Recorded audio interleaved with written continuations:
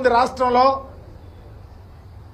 రైతు ఏ విధంగా బాధపడతా ఉన్నాడు, వ్యవసాయం దండగానే ఆలోచనతో ఉన్నటువంటి వ్యక్తిగా మరలా నిరూపించబడతా ఉన్నాడు.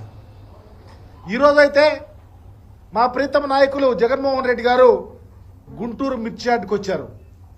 రైతులను ఆదుకోవాలని, రైతు కష్టాల్లో ఉన్నారు, వాళ్ళ వ్యతల్లో ఉన్నారు, వాళ్ళ బాధల్లో ఉన్నారు, వాళ్ళని ఆదుకొని ప్రభుత్వానికి ఇక్కడైనా కళ్ళు తెరిచే విధంగా ఉండే విధంగా చూడాలన్న ఆలోచనతో వస్తే రైతులు వాళ్ళ బాధ గోడు వెళ్ళగక్కుతా ఉంటే కళ్ళంటే నీళ్లు వచ్చినాయి.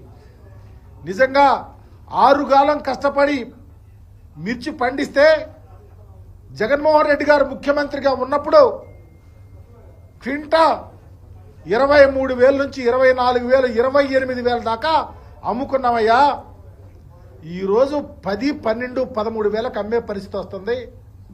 కొనే నాదులు లేరు, దళారీలో రాజ్యమేళ్తా ఉన్నాడు అని వారు చెప్తా ఉంటే, జగన్మోహన్ రెడ్డి గారు ఉన్నప్పుడు ఓడల్లో రైతు భరోసా కేంద్రాలు ఉన్నాయి. ఈ క్రాప్ చేయించేవాళ్ళు ఏ పంట ఎంత వేశారు, ఎంత నమోదు చేశారు, ఎంత పండింది, ఎంత దిగుబడి వచ్చింది, ఏ విధంగా కొనాలి, రైతులు ఏ విధంగా ఆదుకోవాలని ఒక కాన్సన్ట్రేటివ్గా పరిపాలన జరిగింది. మేము చాలా ధైర్యంగా గుండె మీద చేసుకొని హాయిగా బ్రతికేమని చెప్పినటువంటి పరిస్థితి ఈరోజు చూసాం. కానీ చంద్రబాబు నాయుడు గారు ఈరోజు ఆ ప్రభుత్వంలో కానీ ఆ మంత్రులు కానీ వ్యవసాయం చేసే రైతు యొక్క విలువలాడతా విలువలు ఎక్కడా వాళ్ళకి కనిపిస్తలా.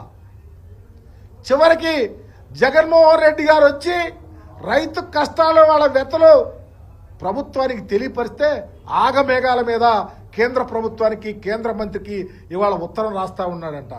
మీ బ్రతుకంతా ఇట్లాగే జగన్మోహన్ రెడ్డి గారు ఇదిగో ఇది జరుగుతూ ఉంది, తప్పు జరుగుతూ ఉంది, ఇది చెయ్యండి అంటే అప్పుడు మీరు మేల్కొల్పుతారు, అప్పుడు మీరు నిద్రలేస్తారు. ఎంత అన్యాయం అని అడుగుతా ఉన్నాం. అందుకనే మా నాయకుడు చెప్పినటువంటి విధంగా ఈ రాష్ట్రంలో రైతు సంక్షేమం విరాజిల్లాలా, పార్టీలకు అతీతంగా రైతులు బాగుండాలా, ఏ పంట వేసినా ఆ పంటకు మద్దతు ధర ఇవ్వాలా.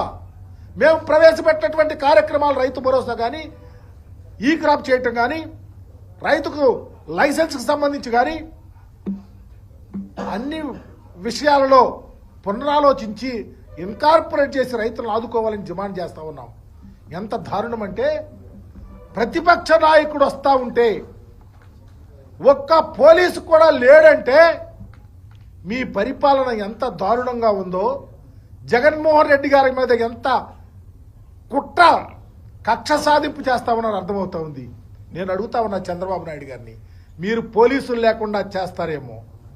మేమున్నాం, మాజీ మంత్రులుగా, మాజీ శాసనసభ్యులుగా, ఎమ్మెల్సీలుగా, నాయకులుగా మా నాయకుడిని రక్షించుకోవటానికి ఎక్కడ వెనుకాడమో, మా ప్రాణాలైనా లెక్క చేయకుండా మా నాయకుడిని కాపాడుకుంటాం, వాలంటీర్లు అవుతాం, కార్యకర్తలను కలుపుకుంటాం, మేమే ప్రొటెక్షన్గా ఉంటాం. మీరు అనుకున్నారే ఈరోజు ప్రొటెక్షన్ లేకపోతే కేసులు పెడతాం, మీటింగ్ జరిగితే కేసులు పెడతాం, లేకపోతే పోలీసులు లేకపోతే మీటింగ్ జరగదనుకున్నారు.